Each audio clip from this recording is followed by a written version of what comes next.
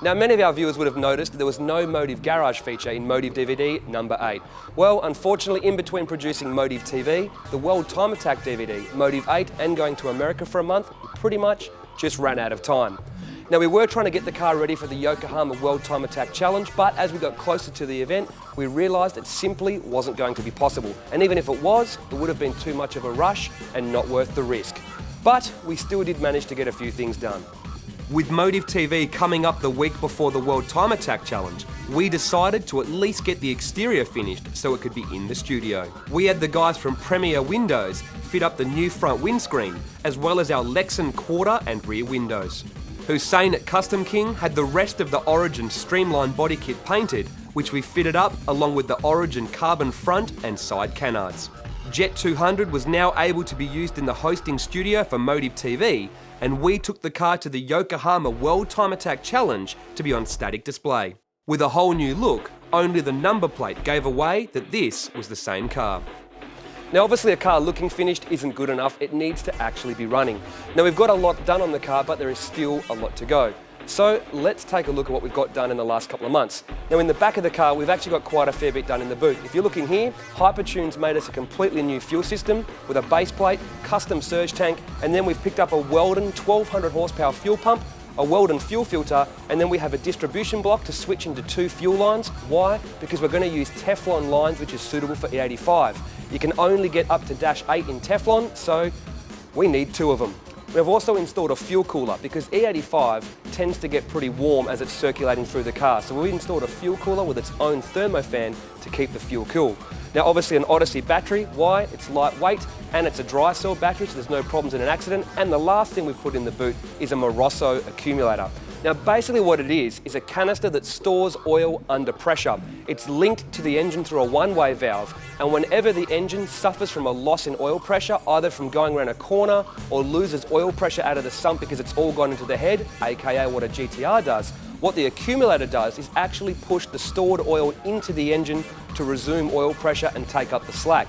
The other good thing about an accumulator is, if you have an oil pump failure, this will actually provide more oil to the engine for the couple of seconds that it takes you to shut it down, so you don't do any damage to the internals. Now, I've blown an oil pump before in this car, so to me, it's a pretty handy piece of equipment to have.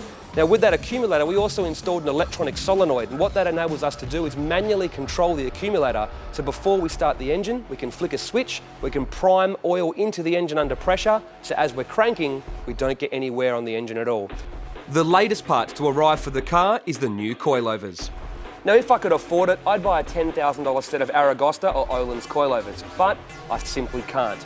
Now, our friends at Wilkinson Suspension have come to the rescue though with a set of their custom-built coilovers. Wilkinson Suspension are WA's leading suspension specialists. They build suspension for a huge array of race cars and improved production cars in WA, and one of their customers, S14 Silvias, holds class lap records, so their product is track tested and competition proven. Now, Wilkinson Suspension actually manufacture their own lightweight but strong coilover body. Now, if you have a look at the mounting plate, it's actually bigger than factory. They've done this to move the wheel and tyre further away from the coilover for better clearance. And if you look at the top hole here, it's been elongated so you can actually dial in more negative camber at the base of the coilover.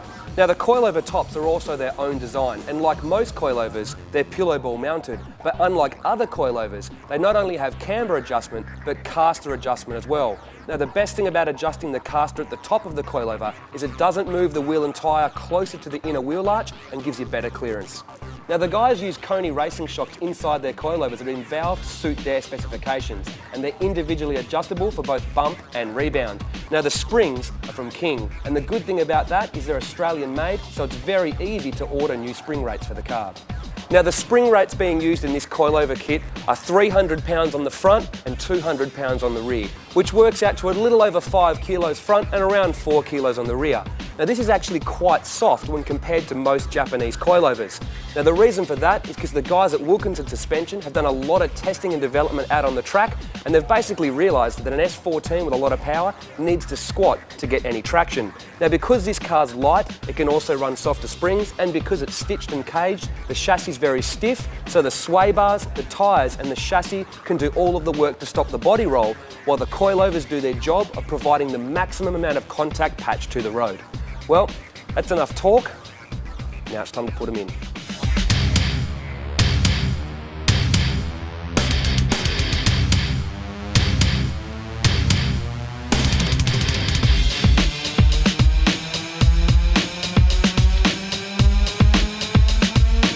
Now our next step on JET200 is to finish off all the wiring that we've already started before the car goes to hypertune to get the plenum, piping and fuel system all installed. Then we need to get the real engine in the car and it will finally be running.